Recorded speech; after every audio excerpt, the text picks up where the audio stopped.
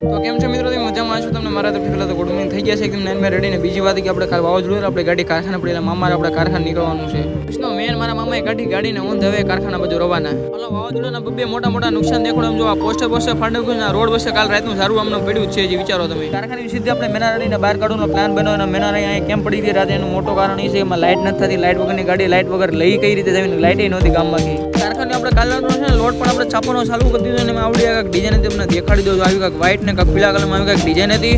અને બીજી વાત એટલા કાંઈક નંગ હતા અને કાલ રાતનો લોટ નહીં આવતું કેમ કાલ આપણે ફરમો તો લીધો વાવાઝોડું અને વરસાદ એમાં લાઇટ વહી ગઈ હતી એટલે લોટ પડ્યો રહ્યો હતો. તો ગાઈઝ આપણે આવડા લોટ પૂરો થઈ ગયો છે. આપણે કાલ રાતનો ચાલુ કરીને ગયા હતા વાવાઝોડાના કારણે આપણે છાપ્યો નહોતો બાકી મેં કીધું હતો.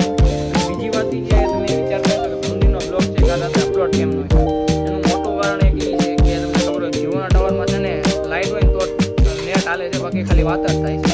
એ બબલના કારણે શિક્ષણમાં લાઇટ હતી નહીં. લાઇટ આવી 8 વાગ્યા પર 2 વાગે અપલોડ કરી તમે સવારમાં પહેલાં 6 વાગે પર અપલોડ કરી દીધું અને નોનસ્ટોપ 6 સાડા 6 આપણે અપલોડ કરી દીધો મિની બ્લોગ બરોબર.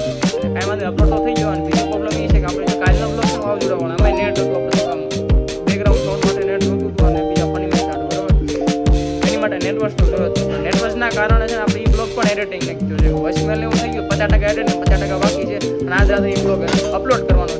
કાંઈ વાંધો નહીં રાતમાં ગમે એમ કરી આપણે એડિટિંગ કરીને ત્યારે કરી કાઢશું તમારી માટે. પછી ગાડી આપણી પાસે કારખાનેથી બ્લેક રાણીને નીકળી ગયા લોડ ભરીને ફૂલ ઓવરલોડ કરીને. મારો મિત્ર તમને નહીં દેખાય બે ઠેલાની પાછળ બેઠો ને લોટ એટલા ભરે છે વાત પૂછોમાં તમે. આ ફૂલ ઓવરલોડ ગાડી છે. કાંઈ વાંધો નહીં ફોન હેઠો મેં કીધું પાછા લોટ નાખીને કારખાને ખબર પડી કે મિત્રનો બર્થડે તો મિત્ર બધા હાટું આઈસ્ક્રીમ લઈને પછી તો એક પછી એક ચમચી ખાલી કરી નાખ્યો એમ કરતા ડબ્બો. તો ભાઈ આજે અડધોથી બ્લોગ બનાવવાનું કારણ એ છે કે આજ વધારે પૂરતો થોડા કામ માટે બ્લોગ કાંઈ બનાવી નાખ્યો પણ કાંઈ વાંધો નહીં 1 મિનિટ કરતા પણ વધારે પ્લસનો બ્લોગ બની ગયો છે. બસ ભાઈ આજનો બ્લોગ આયન કરીશ. મળશે કે નવો બ્લોગ કર્યા ત્યાંથી ટાટા બાય બાય. ચેનલ બનાવીને જરૂર સબસ્ક્રાઇબ કરતા જાય.